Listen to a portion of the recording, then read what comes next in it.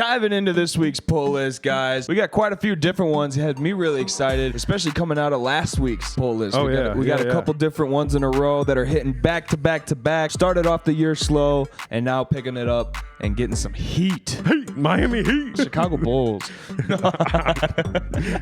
Okay. But it's the 76ers, really. First book on this pull list this week is going to be Murder World Wolverine. Y'all know I'm covering all these Murder Worlds. Yeah. I'm covering all these Murder Worlds, y'all. We got Murder World Avengers, we got Murder World Spider-Man, and now we got Murder World Wolverine. Yeah. It's crazy. I don't know. Should I spoil a little bit? Go for it. All right, spoilers if you haven't read it. Murder World is a game show. It's a reality TV show. This vlogger has gotten huge on YouTube.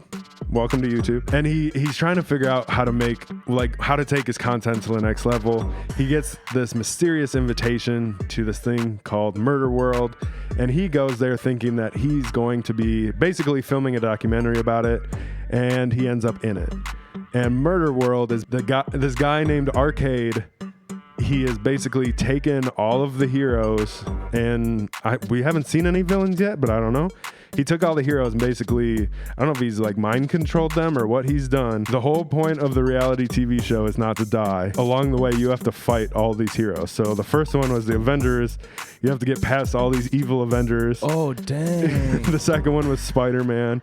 So you had Ghost Spider, Miles Morales, Spider-Man, all trying to attack them. Like we got like a Wolverine Corps here in this next one. It says they're up in the ante every time. This is like Marvel meets Hunger Games, yo. Yeah. Like that's what it sounds like. It sounds like Marvel's Hunger Games. Yeah, it's like it's Survivor, but you're surviving superheroes.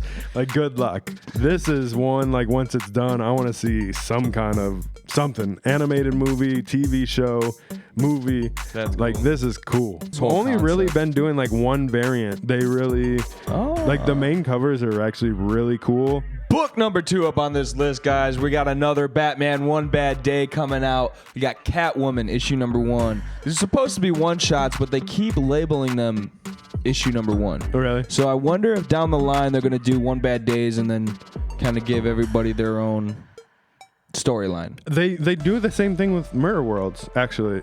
Maybe it's a new, I don't know, strategy for comics or something like that. We actually just talked about it with Lazarus Planet too, because we're getting Lazarus Planet issues, but every one is a book 1. Yeah. So it's interesting. So I feel like they're putting out feelers and seeing where they want to go with it. Yeah, It seems like they're like, who is everybody's favorite villain? Yeah. We already know that the Killing Joke did well back in the day. Yeah. You know, it's still doing well. People are still buying it. People are still hunting it. I hunted it for 10 years. And I feel like if I could have been born before the Killing Joke, this is the feeling that I would have had. So now that I'm kind of getting that feeling, being a younger, you know, or not old enough to be alive or yet alone remember when the Killing Joke came out, I'm kind of getting to see that now. One Bad Day Catwoman is super interesting. Catwoman's like an interesting villain altogether because these are all villains, right? Yeah, these are all villains. So One Bad Day, the whole concept behind it is supposed to be that villains on their worst day. Right. Being the worst villain that they can be. So it's so weird thinking about Catwoman that way because Catwoman's not always a villain and she's not necessarily like super villainy.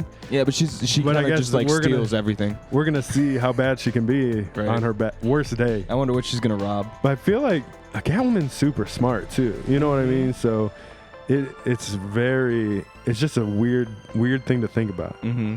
Yeah, we definitely do have variants. We got 5 different variants. Got some black and white ones, and they're all looking incredible. We got Jim Lee back on one. Jim Lee. That's the one that I will be picking up. Yeah, of course. 100%. Other than that, if my comic shop has got them, might pick up every single issue, every single variant. Book number 3 this week. We're getting back to TMNT, y'all. TMNT, Last Ronin. There we go. The Lost Years. So reading the synopsis about this one, it sounds like we're going to get some years in between. We might get some years in between, like, the happenings of Last Ronin and, like, the Turtles that we know.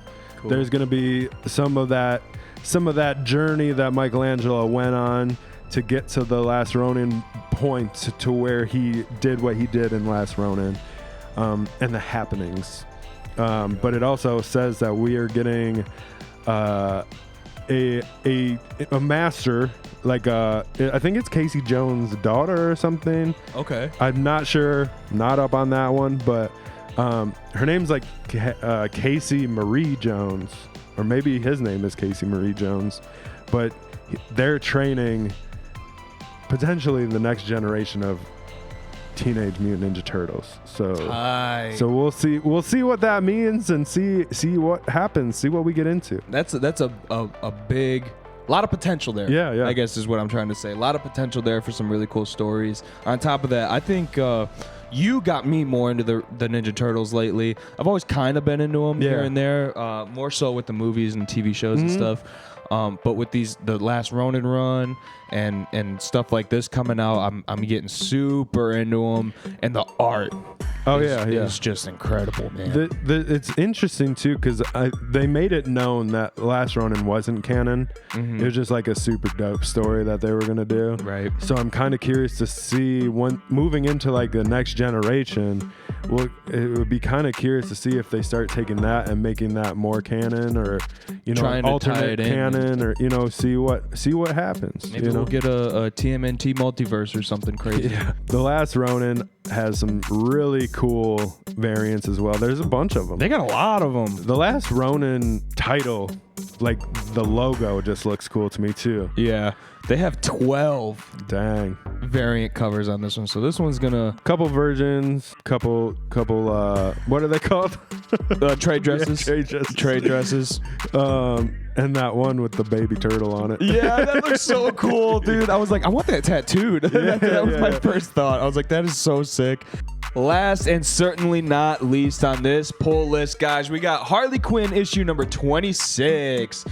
We got 2 weeks ago, we got issue number 25, which is really cool. We got the first appearance of the Harley Quinn Who Laughs. Oh, okay. The Harley Who Laughs. So that opened up multiverse stuff, and now they're diving in deep with multiverse stuff. We have up to 50 different Harley Quinns in this issue.